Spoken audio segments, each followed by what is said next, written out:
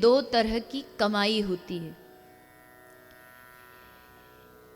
एक होती है भौतिक संपदा और एक होती है आध्यात्मिक संपदा। एक भौतिक संपत्ति और एक आध्यात्मिक संपत्ति। भौतिक संपत्ति तो हमको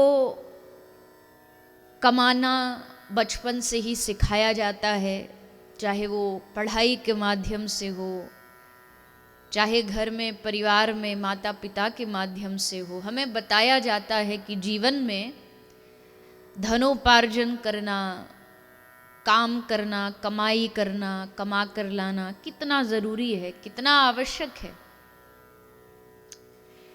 ये है भौतिक संपदा। लेकिन एक होती है आध्यात्मिक संपदा, आध्यात्मिक संपत्ति, जिसको भी कमाना पड़ता है, उसके लिए भी प्रयास करना पड़ता है। और वो आध्यात्मिक संपदा, आध्यात्मिक संपत्ति ऐसी है कि भौतिक संपत्ति तो फिर भी एक समय आने पर छूटी जाती है। जीते जी नहीं छोड़ेंगे तो मरने के बाद तो छोड़नी पड़ेगी। लेकिन मान लीजिए किसी आदमी के पास पैसा है, भारतीय मुद्रा, इंडियन करेंसी है, उसको वो भारत का जो पैसा है वो अमेरिका में जाकर के उपयोग में लाना है, या कोई भी देश में जाकर के उसको उपयोग में लाना है उस भारतीय मुद्रा को। तो अगर वो उस भारतीय मुद्रा को दूसरे देश में जाकर के उपयोग करना चाहे तो कैसे करेगा? क्योंकि अमेरिका में ये पैसा तो चलता नहीं, भारतीय पैसा। क्या चलता है? डॉलर चलता है। तो यहां उसके पास जो पैसा, उसको कैसे उपयोग करेगा वो? बताइए। खूब समझदार है।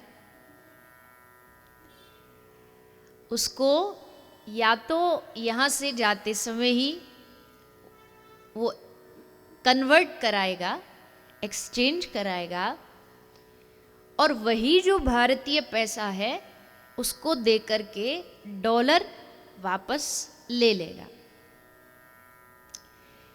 ठीक वैसे ही हमने जो संपत्ति यहां संसार में कमाई है वो भगवान के द्वार पर तो नहीं चलेगी, वहां ये करेंसी तो नहीं चलती, वहां पैसा तो नहीं चलता। अगर वहां हमें अपनी संपत्ति का उपयोग करना है तो जैसे ठीक आपने एकदम सटीक उत्तर दिया कि उसको एक्सचेंज कराओ, तो वहां जा कर के वो मुद्रा चल जाएगी। ठीक वैसे ही हमने जो भौतिक संपत्ति कमाई है इसको एक्सचेंज करना पड़ेगा, और एक्सचेंज करके फिर हम भगवान के द्वार पर भी इस संपदा को अपने साथ ले जा सकते हैं। अब वो एक्सचेंज क्या है?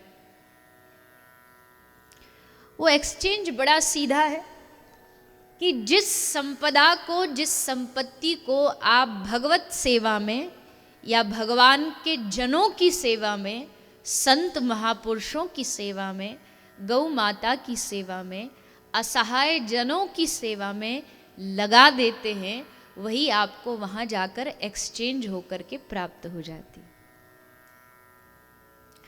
एकमात्र, अच्छा, यहां कितने लोग हैं जो ऐसा मानते हैं कि खाली हाथ आए थे खाली हाथ जाएंगे? निकाल लो ठंड में हाथ बाहर, शॉल से बाहर निकालो। सब लोग मानते हैं? पक्का? 100%? शास्त्र नहीं मानते, शास्त्र नहीं मानते,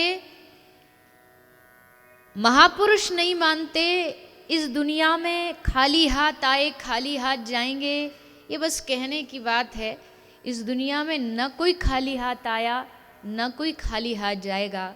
जब दुनिया में आए तो अपने कर्मों का पिटारा संग लेकर के आए, और जब यहाँ से भी जाएंगे तो अपने कर्मों की गठरी साथ में लेकर के जाएंगे। खाली हाथ कोई नहीं जाएगा। बस फर्क इतना है कि वो गठरी दिखती नहीं पर जाती सबके माथे पर है। कितनों के साथ अच्छा किया, कितनों के साथ बुरा किया, किसके साथ गलत व्यवहार किया, एक एक चीज भगवान की उस डायरी में नोट कर ली जाती।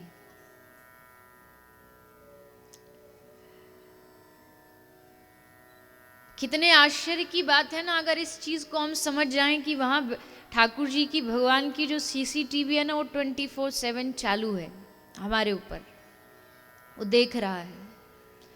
बाहरी एक्शन जो हमारे हैं वो तो फिर भी संसार देख रहा है, पर कुछ एक्शन ऐसे जो हमारे मन में 24 घंटे चलते रहते, वो दुनिया वालों को नहीं पता चलता। वो सिर्फ या तो हमारा मन जानता है या भगवान जानते हैं। ये तो भगवान ने ये अच्छा किया कि सबके मन की बात मन तक कोई पता है। अगर सामने वाले को पता लग जाए तो महाराज ये दुनिया में तबाही मच जाए। क्योंकि हम बाहर से तो दुनिया को दिखाते कि हम आपके बारे में बड़ा बढ़िया सोच रहे, पर मन में देखो, मन में उन्हीं के बारे में क्या क्या सोचते रहते। एक महाराज जी सुनाते थे कि हमारे एक मामा जी थे, मामा जी उनके कोई रिश्तेदार थे, उनके मामा जी थे, माने रिश्तेदार के घर दोनों पति पत्नी थे। मामा जी आए आगरा घूमने, अगर आगरा के हुए मामा जी तो आए आगरा घूमने। रात का समय था, ठंडी का समय था। अब जैसे मामा जी ने दरवाज़ा खटखटाया, पति ने दरवाज़ा खोला, देखा मामा जी पधारे हैं। अब मन मन में सोच रहा है कि इतने रात को ठंडी में इनको यहीं आना मिला था। अब बाहर से क्या कह रहा है, अरे मामा जी हमारा तो भाग्य धन हो गए, आज आप पधारे। चलो भीतर आ गए, भीतर आ गए। मामा जी भोजन करेंगे, अब वो पूछ रहा है भोजन करेंगे। पत्नी वो भीतर बैठी सुन रही है कि ये भोजन की पूछ रहे हैं। बोली आने दो अभी बताती हूँ। तो मामा जी थे, बोले हाँ क्यों नहीं करेंगे, जरूर करेंगे। तो भीतर आया रसोई में, तो पत्नी पहले ही बेलन लेके ठाड़ी थी कि तुमको बड़ा सूजी, दोनों में झगड़ा चालू हो गया। तो मामा जी को लगा शायद कुछ मेरे कारण गड़बड़ हो रही। तो मामा जी बोला अरे भैया कोई हमको इतना भूख नहीं है, इतनी आवश्यकता नहीं, कोई जरूरी नहीं है। तो भीतर से कहता नहीं नहीं मामा जी मैं भी यही समझा रहा था इसको कि मामा जी कोई ऐसे ज़्यादा वो नखरे वाले नहीं है, मत बना, पर ये तो जिद पे अड़ी है कि नहीं नहीं मैं तो भोजन ही खिलाऊंगी। झूठ ही लेना झूठ ही देना, ये सबरी दुनिया जो है झूठ से छल कपट से बस ऐसे ही चल रही है। सब एक दूसरे को ठगने में लगे हैं कि हम तुम्हारे बारे में कितना अच्छा सोचते हैं। लेकिन ठाकुर जी सबके चित्त के बारे में, सबके हृदय के बारे में जानते, कौन क्या सोच रहा है, कैसा कर रहा है। तो अगर भगवान को पता है तो हमें देखो संसारी में और भक्त में क्या फर्क है। कर्म एक संसारी भी करता है, कर्म एक भक्त भी करता है, पर दोनों में फर्क इतना है, संसारी आंख बंद करके कर्म करता है, पर भक्त जो कर्म करता है वो बड़ा सतर्क होके करता है। उसे पता है कि मुझे इसका जवाब देना पड़ेगा, मुझे इसका उत्तर देना पड़ेगा, उसके लिए मैं पहले से तैयार हूं। अब कोई आदमी, कई लोगों को देखा है जब मंदिर जाते हैं वो बहुत दूर से सिगरेट पीते हुए आते हैं, और जैसे वो मंदिर के दरवाजे पर जाते हैं तो सिगरेट डाल के उसको पांव से कुचल के भीतर चले जाते हैं। तो भैया भीतर क्यों? बोले भीतर तो भगवान है ना, इसलिए सिगरेट को बाहर फेंक करके आ रहा हूँ। इसका अर्थ क्या है कि हमने अपनी सुविधा के लिए भगवान को भी बस एक छोटी सी 4 दीवारी में बंद कर रखा है कि इतने एरिया में ही बस भगवान है, इतने एरिया में तो हमें अच्छे से व्यवहार करना है। कोई गलत व्यवहार करता भी है तो लोग बोल देते अरे तुम मंदिर में हो, थोड़ा ढंग से व्यवहार करो। लेकिन वहां से बाहर निकल के हमें छूट है, हम कुछ भी करें, हम कैसा भी पहने, कैसा भी बोलें, कैसा भी खाएं। कोई गलत वस्त्र पहन के मंदिर में आ जाता है तो मंदिर में कहते ये कोई वस्त्र है यहाँ पहनने के, धार्मिक स्थल पर। तो क्या केवल भगवान उसी मंदिर में रहता है, उससे बाहर ठाकुर जी नहीं है? क्या उससे बाहर भगवान नहीं है? उसके बाहर हम कुछ भी करें, कैसा भी बोलें, कैसा भी व्यवहार करें, अपनी सुविधा के लिए भगवान को मंदिर में कैद कर दिया है। लेकिन भगवान कहाँ नहीं है? तुझ में राम, मुझ में राम, सब में राम समाया। सब में ठाकुर जी ही है, सब में ठाकुर जी ही कार्य करा रहे हैं। तो अगर सब भगवान ही है तो फिर एक विशेष जगह जाने के लिए क्यों कहा जाता है? जैसे वृंदावन ही ले लीजिए, अगर सभी जगह भगवान है तो वृंदावन ही क्यों, धाम ही क्यों? उसके लिए कहा